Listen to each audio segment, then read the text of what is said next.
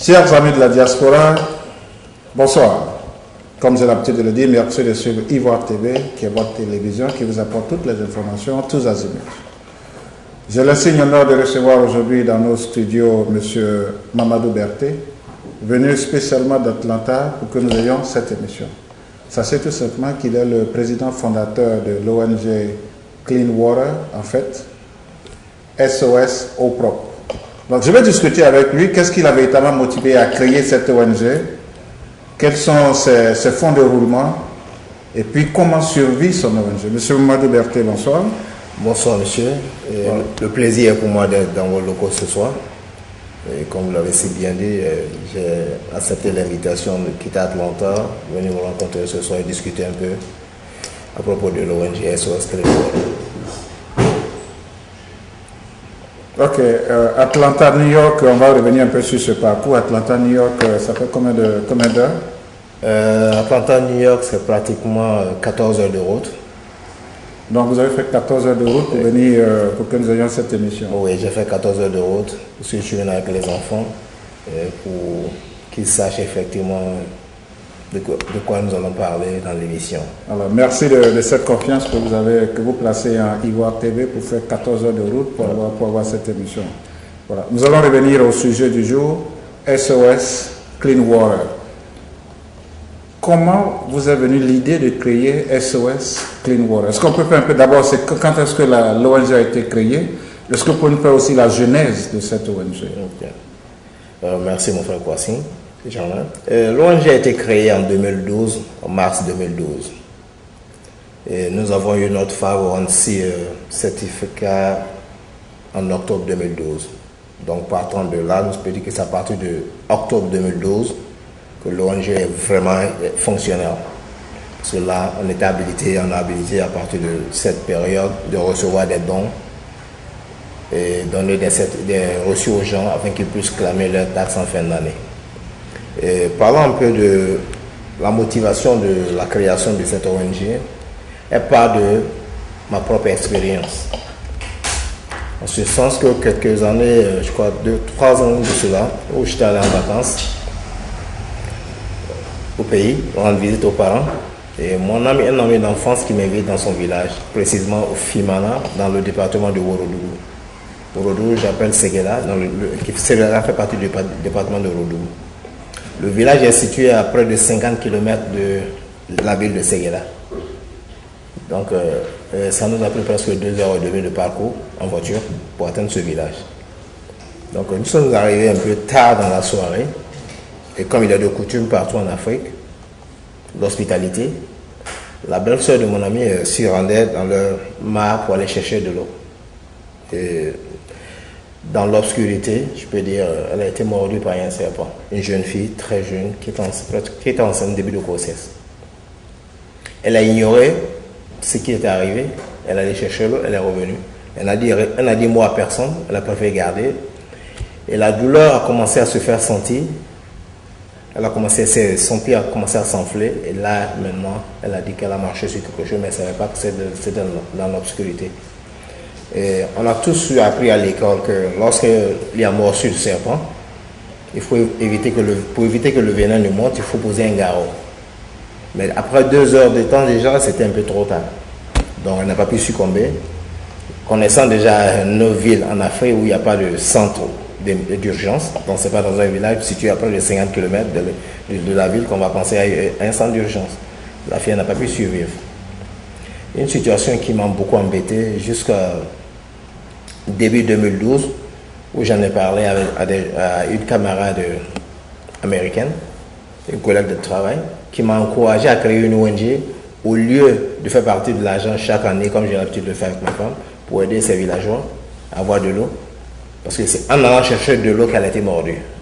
Et donc, une situation qui fait que, bien vraiment, nous tous croyants, c'est que chacun a sa manière de mourir. Mais, quel que soit l'idée m'est venue, pourquoi moi, étant dans ce village et elle meurt, donc quelque part, je sentais pas de responsabilité, bien que je suis croyant. Je sais que c'est son destin.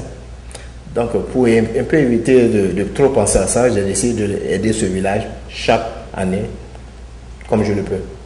Donc en fait, l'idée de créer cette ONG est partie sur la base d'un fait malheureux. Ouais. Voilà. Et quand vous êtes revenu aux États-Unis, vous avez rencontré cette dame qui vous a encouragé à créer une ONG. Oui. Alors depuis la création de cette ONG, qu'est-ce que vous avez concrètement fait pour ce village, et non seulement ce village, mais aussi pour, je dirais, la Côte d'Ivoire? Okay. L'année passée, au mois de novembre passé, nous avons pu organiser notre premier événement de collecte de fonds qu'on appelle fundraising communément en anglais. Cet argent nous a permis d'aller réaliser notre premier projet, c'est-à-dire construire une pompe manuelle pour ce village. Une pompe qui peut servir à près de 600 personnes. Donc aujourd'hui, grâce à SOS l'eau propre, si on peut le dire en anglais, oui. Parce qu'en fait c'est SOS Clean Water, grâce à votre ONG, ce village de Ourodougou a aujourd'hui est desservi en eau propre. Oui. Et je vais ajouter quelque chose. Ce village, normalement, le conseil régional du Ourodougou était censé construire des ponts de ce genre dans presque un bon nombre de villages dans le Ourodougou cette année. Et lorsque ils ont été invités à l'inauguration de cette pompe, et nous ont demandé à la population de nous remercier parce que dans leur projet de construction de pompe, ce village ne faisait pas passer. Donc ça nous a rehaussé encore de plus auprès de la population. Il faut qu'on note aussi, je m'excuse de vous interrompre, il faut qu'on note aussi que vous en fait, vous n'êtes pas du Ourodougou, vous êtes d'Odiéné. Oui, je ne suis pas de Ourodougou. Voilà. Donc en fait, vous êtes un peu ce Messie-là, c'est Dieu qui vous a envoyé dans ce village de Ourodougou, mais malheureusement sur un fait assez malheureux. Aujourd'hui, vous êtes un peu, je dirais, cet homme-là bienfaiteur dans ce village du Ourodougou. Oui. Alors, qu'est-ce que vous comptez vous-même faire pour votre région au Guinée? En fait, l'ONG SOS Clean Water, c'est pour toute la Côte d'Ivoire. C'est pour toute l'Afrique de l'Ouest en particulier, mais précisément aujourd'hui, nous sommes beaucoup plus axés sur la Côte d'Ivoire. Tout le monde sait déjà par le passé tout ce qu'on a vécu. Et c'est pour répondre aussi au message lancé par le Père de la Nation qui veut que toute personne qui peut avoir une idée de contribuer au développement du pays, pour nous mettre sur les rails, ou même dépasser l'état dans lequel on était, d'agir. Donc notre objectif aujourd'hui, pas seulement, c'est pourquoi aujourd'hui on n'est pas beaucoup axé sur Odiné. On veut d'abord aller un peu ailleurs, parce qu'il ne faut pas que les gens disent « Ah, ça son village, je pense ». On a préféré, d'abord, la situation, l'idée c'était pour Ourodougou. Aujourd'hui, on envisage aller à l'est, à l'ouest, avant d'aller au nord. Alors, monsieur Bertil Mado, quelles sont vos sources de revenus? Pour le moment, nos sources de revenus, c'est la vente des objets que nous faisions, la vente de t-shirts, où on organise des événements de fundraising. Mais pour la plupart, les fonds reviennent de ma propre poche. C'est de la famille, ma famille, moi. Malheureusement, je dirais. Parce que c'est un peu comme ça que pratiquement toutes les ONG commencent ici, jusqu'à ce que certainement quelqu'un de bienfaiteur puisse, ou bien peut-être une institution. Est-ce que vous avez contacté déjà des institutions comme l'ONU, comme les départements spéciaux de l'ONU, et présenter aussi votre projet? Est-ce que vous avez eu le temps, je sais que dernièrement le Premier ministre était là, est-ce que vous avez eu le temps de rencontrer le Premier ministre? Est-ce que vous avez discuté avec lui? Que disent pratiquement toutes ces autorités? Merci mon frère pour cette question. Dieu merci, le service de la promotion économique m'a invité lors du forum au mois passé. Et son Excellence, Monsieur le Premier ministre, était présent. J'ai eu la chance de le rencontrer, j'ai discuté avec lui, je lui ai présenté mon ONG, chose qu'il a beaucoup appréciée. Il a même demandé à son retour, il allait demander au ministre de l'Intérieur, qui est de la région du Ourodougou, de vérifier l'existence de ce projet sur le terrain et partant de là, voir dans quelle mesure peut-être ils pourront nous aider. Enfin, vous voulez dire le ministre de l'Intérieur et de la Sécurité, le ministre Ahmed Bakayoko. Et concernant les autres organismes, vous savez, il est très difficile aujourd'hui d'aller vers quelqu'un, vendre un produit que tu n'as pas. Je veux dire dans ce sens que si on a, sans mettre quelque chose sur pied, sans réaliser un projet, il était difficile pour nous d'aller vers n'importe qui pour leur dire voilà ce que nous sommes en train de faire. Parce que les gens veulent voir la véracité de ce qu'on est en train de faire, la réalité. Et donc, puisqu'on n'avait rien sous la main pour montrer aux gens, on a préféré d'abord voler de nos propres ailes. Et Dieu merci, on a pu réaliser un projet. C'est ce que maintenant, on est dans la phase de contact maintenant avec ces organisations. Est-ce que vous avez une représentation en Côte d'Ivoire? Oui, on a une représentation en Côte d'Ivoire parce que pour que l'ONG soit effective en Côte d'Ivoire, il fallait d'abord la faire reconnaître au niveau du ministère de l'Intérieur. Et donc, le mois de janvier passé, j'étais à Abidjan où on a mis la base de l'ONG en Côte d'Ivoire. Donc, on est représenté et aux États-Unis et en Côte d'Ivoire. Alors, monsieur Berthet, vous êtes représenté aux États-Unis, vous êtes représenté en Côte d'Ivoire, vous avez touché pratiquement toutes les institutions. Quelles sont, je dirais, vos perspectives pour cette année 2014 et pourquoi pas, quels sont vos objectifs pour l'année 2015? Notre objectif pour l'année 2014, d'abord nous comptons organiser un fundraising le mois prochain à Atlanta, juste pour nous permettre de collecter un peu de fonds. Et on envisage d'organiser un fundraising à New York ici, parce que lorsque j'étais là au forum, j'ai pas eu mal de contact avec les investisseurs qui sont tous à New York et aux alentours de New York. Donc il sera préférable pour nous de venir vers eux, avoir plus de discussions et leur dire voilà ce qu'on est en train de faire. Et comme objectif 2014, nous envisageons au moins faire 3 à 4 puits cette année. C'est notre objectif et nous demandons le concours de tout un chacun. Vous avez choisi les régions de la Côte d'Ivoire qui vont certainement bénéficier de ce puits? Oui, on a choisi la région d'Abengrou, on a choisi la région de Congo. Et on est en train de voir, on en veut choisir une ville aussi de l'Ouest. Vous avez une estimation de ce budget pour la réalisation de cette puits? Pour la réalisation d'un seul puits, c'est avoisine presque 7 000 $. C'est 3,5 millions. Oui. Okay. Et là, ça dépend de la profondeur du puits et de la nature du sol. Souvent, ça revient moins que ça, mais il est toujours préférable d'aller avec le worst case, le cas majeur qui est 7 000 $. Ça, c'est tout compris. Alors, M. Berthet, nous arrivons un peu au soir de cette émission. Est-ce que vous avez des contacts? Comment est-ce que les gens pourraient vous contacter? Votre numéro de téléphone, votre adresse email? Comment est-ce que les gens qui pourraient vous contacter? D'abord, toute personne qui veut faire des donations, comme on le dit ici, les donations sont taxes déductibles. C'est-à-dire qu'en fin d'année, toute personne voulant faire des dons peut aller sur le website, faire des dons et imprimer le reçu. Les donations sur le website se font à travers PayPal. Et le website, c'est le www.soscleanwater.org.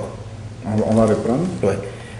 www.soscleanwater.org. Ça, c'est le website. Votre contact téléphonique? Mon contact téléphonique, c'est le 404 319 0086. On va reprendre. Le 404 319 0086. Alors, monsieur Madou Berthet, est-ce que vous avez un message particulier? C'est votre caméra. Oui. Est-ce que vous avez un message particulier à lancer à la communauté aussi bien ivoirienne, internationale, pour vous soutenir dans ce projet qui est aussi noble, de pouvoir apporter de l'eau propre, quand on sait pratiquement que l'eau est source de vie, de pouvoir apporter de l'eau propre à la population ivoirienne. Et comme vous le disiez tout à l'heure, vous avez aussi l'ambition d'étendre votre projet sur toute l'Afrique. Alors, quel est le message assez particulier que vous avez pour ceux qui vont suivre cette émission? Merci mon frère Kwasi. Le message que je vais lancer aujourd'hui, aider n'a pas de nation. Dire que je suis ivoirien, je suis guinéen, si j'aide, c'est pour la Côte d'Ivoire. Et surtout, l'eau, apporter de l'eau à quelqu'un, dans toutes les régions, c'est recommandé. Mettons le côté matériel, mais le côté spirituel. On sait que dans toutes les régions, apporter de l'eau à quelqu'un, c'est un bienfait. Et la récompense, chacun aura ça. Et le message que je vais lancer, on a besoin du soutien de tout un chacun. Comme vous l'avez si bien dit, l'eau a toujours été considérée comme source de vie, mais dans certains cas ou dans certaines régions, l'eau n'est plus source de vie, l'eau est source de mort. Parce que si vous voyez l'eau que ces populations sont en train de boire, et cette eau est en train entraîne la mort au niveau de la couche infantile. Aujourd'hui, la couche infantile dans les villages les plus reculés en Afrique, souvent il y en a qui n'atteignent pas 5 ans, ils meurent. C'est pas parce qu'il y a autre maladie, mais c'est l'eau impropre que les enfants boivent qui les rend malades. Et donc, j'ai 2 vidéos sur le website qui est l'avant-projet et l'après-projet pour donner une idée à tout un chacun de savoir quelles sont les étapes que nous avons franchies, où on a commencé et où nous en sommes. Donc, le message est qu'on a besoin d'aide de tout un chacun. L'aide n'est pas seulement financière, l'aide peut être matérielle. Certaines personnes peuvent être volontaires, nous aider à faire des collectes de fonds à leur niveau, que ce soit au niveau des écoles, au niveau du travail. Il n'y a pas de montant pour aider. Surtout quand ça vient directement du fond du cœur. Même si c'est $1, on apprécie tout. Et on a toujours voulu être en contact avec nos donneurs. La raison pour laquelle, dès qu'on a réalisé notre premier projet, toute personne qui était présente ou qui nous a aidé, même si c'est $1 ou 50 cents, on leur a fait parvenir que ce soit les images vidéo et les images photos. Pour leur dire, voilà, c'est ce que votre argent a permis d'accomplir. Et là, c'est le long terme que nous sommes en train de viser, parce que ça permet d'avoir de bonnes relations avec les gens qui te donnent de l'argent. Donc, il n'y a pas de montant pour aider. Toute somme est la bienvenue, que ce soit $1 ou $2. Et comme je dis, les gens peuvent faire la donation ou les dons sur le website, ou ils peuvent nous envoyer par l'adresse postale, ils peuvent nous envoyer des chèques, money order, on prend tout. Bien, merci bien, monsieur Mamadou Berté. Merci de cette confiance. Chers amis d'Ivoire TV, comme on a l'habitude de vous le dire, Ivoire TV, c'est votre télévision. La preuve, monsieur Mamadou Berté a fait 14 heures de route pour que nous ayons cette émission, parler de son ONG, SOS Clean Water, en fait, SOS L'eau propre. L'eau propre qu'il voudrait bien sûr apporter aux populations villageoises, non seulement ivoiriennes, mais bien sûr africaines. Il faut savoir le soutenir parce que c'est une action assez noble qui mérite d'être encouragée. Merci bien. Je voudrais aussi dire que, comme il a dit, nous voulons aussi remercier le bureau économique ici à New York, parce que c'est grâce à ce bureau économique que nous avons rencontré la dernière fois M. Mamadou Berté lors de la rencontre entre le Premier ministre et les opérateurs économiques ici aux États-Unis, que nous avons pu rencontrer M. Mamadou Berté. Merci au bureau économique. Bonsoir, dormez bien, c'était jamais passé. Monsieur Mamadou, je voudrais vous souhaiter bon retour à Atlanta. Ça fait 14 heures de route, donc pratiquement vous avez fait 28 heures de route pour que nous ayons cette émission, juste de 30 minutes. Merci de cette considération que vous apportez à votre télévision. Merci de suivre Ivoire TV. Okay. Merci également, mon frère. Merci beaucoup. Et tout le plaisir pour moi d'être dans vos locaux. Merci bien. Pompe, addiction d'eau que nous avons fait.